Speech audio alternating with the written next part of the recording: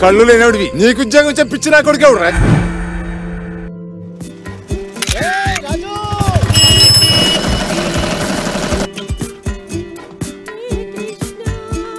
అమ్మాయిలు అందంగా ఉంటారా? తాకినా తెలుస్తుందిరా, మెత్తగా ఒత్తుగా స్పాంజ్ లాగా. నువ్వు ఎక్కడికి వెళ్తే అక్కడ అంతా నాశనం అంట.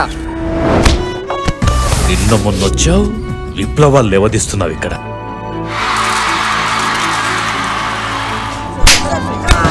నువ్వెంత డబ్బులిచ్చినా దొరకందొకటి చూపిస్తాను. చూస్తావా?